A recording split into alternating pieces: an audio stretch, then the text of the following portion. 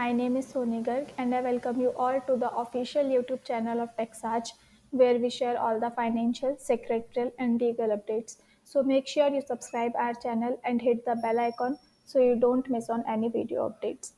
आज की वीडियो होने वाली है ई इनवॉइस के बारे में। आज हम देखेंगे कि बिजी में हम ई इनवॉइस कैसे जनरेट कर सकते हैं। उसके लिए हमें जीएसपी यूज़र आईडी और में रजिस्टर होना चाहिए। हमारे पास जीएसपी का यूज़र आईडी और पासवर्ड होना चाहिए। फिर हम वो जीएसपी का यूज़र आईडी और पासवर्ड को बिजी में स्पेसिफाई करेंगे एंड देन बिजी में ही अपना जो भी ट्रांजैक्शन है उसको एंटर करके वहीं से हम डायरेक्टली अपना इनवॉइस जनरेट कर देंगे। उसके लिए हमें सबसे पहले ई इनवॉइस की साइट पे जाना होता है, date is E invoice 1.gst.gov.in। ये हमारा ई इनवॉइस का पोर्टल है। इसमें हमें लॉगिन करना होता है by entering our user ID and password.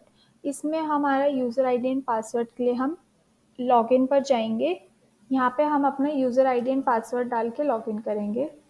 Login करने के बाद यहाँ पे हमें अपना एपीआई रजिस्ट्रेशन में जाकर अपना जीएसपी का user ID and password create करना होता है। यहाँ हम यूज़र क्रेडेंशियल्स में जाकर क्रिएट एपीआई यूज़र पर जाएंगे और यहाँ पर जो आपका रजिस्टर्ड मोबाइल नंबर है वहाँ पर एक ओटीपी जाएगा।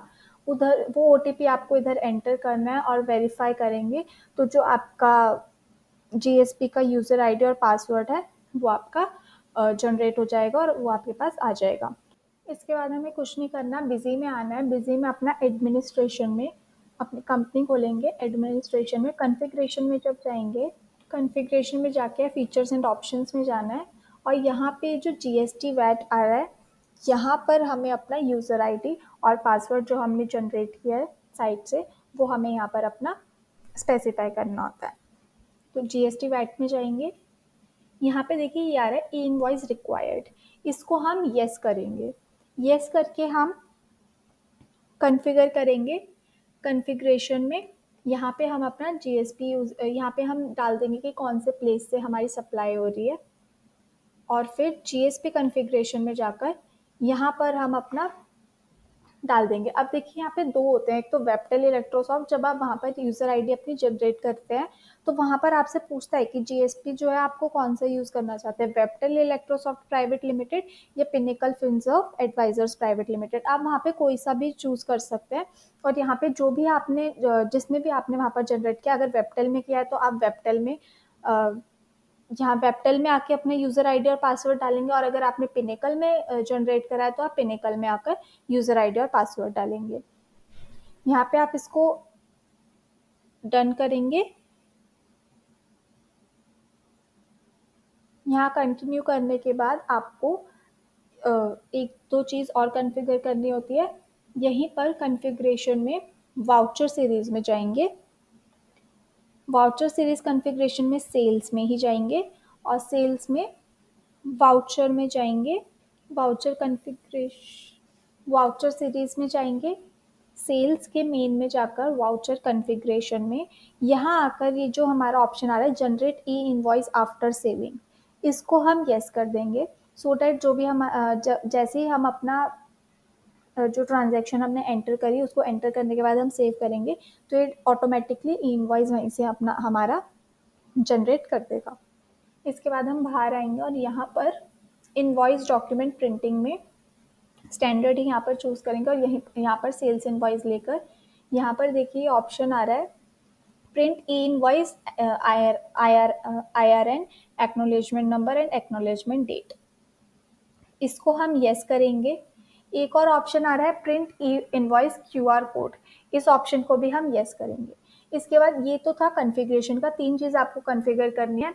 अपना आपको जीएसटी वैट में जाकर ई इनवॉइस रिक्वायर्ड येस करके वहाँ पर आपको अपना जीएसपी यूज़र आईडी और पासवर्ड एंटर करना है। देन वाउचर सीरीज़ में कॉन्फ़िगर करके आपको e invoice generate after saving yes करना है and then invoice document printing में सेल्स इनवॉइस में दो चीज़ें येस करनी है, that is print e invoice QR code and print IRN acknowledgement number acknowledgement date. ये था आपका कॉन्फ़िगरेशन ये डन हो चुका। उसके बाद हम नॉर्मली अपना ट्रांजैक्शन ऐड करेंगे, जो भी आपका ट्रांजैक्शन है वो एंटर करके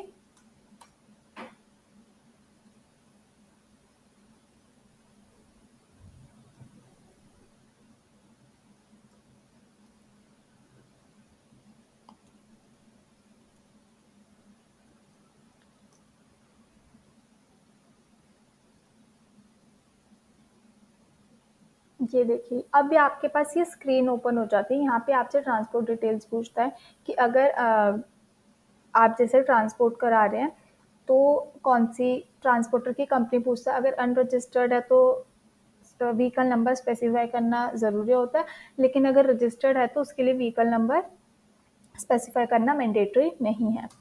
तो यहाँ पर हम ले लेंगे। अब ई इनवॉइस देखिए हमसे पूछता है यहाँ पे ये कि ई इनवॉइस रिक्वायर्ड है या नहीं है। ई इनवॉइस जनरेट करना चाहते हैं या नहीं करना चाहते, तो इसको येस रखेंगे। देन यहाँ से आपसे ट्रांजैक्शन टाइप पूछता है कि आपका रेगुलर है, बिल टू शिप टू है, कि बिल कहीं और का बन रहा है लेकिन शिप कहीं और हो रहा है, ऐसे बिल कहीं और से बन रहा है लेकिन डिस्पैच कहीं और हो रहा है, या कॉम्बिनेशन है 2 और 3 का। तो ये आपसे पूछता है। यहाँ पे आप या तो चूज़ भी कर सकते हैं, नहीं तो सेलेक्ट ऑटोमेटिकली करके। यहाँ देखिए ई इनवॉइस एक्नॉलेजमेंट नंबर का ऑप्शन आ रहा है, लेकिन यहाँ पे आपको ई इनवॉइस एक्नॉलेजमेंट नंबर अभी आपके पास है नहीं, क्योंकि आपने जनरेट नहीं किया। लेकिन जब आपका ई इनवॉइस जनरेट हो जाएगा तो यहाँ पर आपका एक्नॉलेजमेंट नंबर भी आ जाएगा। अब देखिए यहाँ पे सेव करा वाउचर को, ये हमसे यहाँ पे पूछ रहा है कि आप ई इनवॉइस जनरेट करना चाहते हैं या नहीं। यहाँ पर हम येस करेंगे। तो देखिए e invoice to be generated automatic JSON या प्लेन एक्सेल, जैसे भी आप जनरेट करना चाहते हैं यहाँ पे कर सकते हैं। ठीक है। अब यहाँ पे आपके जीएसपी क्रेडेंशियल्स आप एंटर करेंगे, यहाँ पे ऑटोमेटिक करेंगे। ऑटोमेटिक अगर नहीं हो रहा है तो फिर आप जेसन फाइल भी जनरेट कर सकते हैं और उसको फिर डायरेक्टली आप जाकर पोर्टल पर अपलोड कर देंगे, तो वहाँ पर ई इनवॉइस जनरेट हो जाएगा। इसके बाद जब ये आपका यहाँ से अगर आप ऑटोमेटिक करेंगे तो ई इनवॉइस आपका जनरेट हो जाएगा। फिर आपके पास एक्नॉलेजमेंट नंबर आ जाएगा। उसके बाद अगर आप कोई अपना ये जो ई इनवॉइस है ये प्रिंट करना चाहते हैं तो ये आप प्रिंट भी कर सकते हैं और इसका हार्ड कॉपी भी आप निकाल सकते हैं। आई होप ये क्लियर होगा। Thank you so much.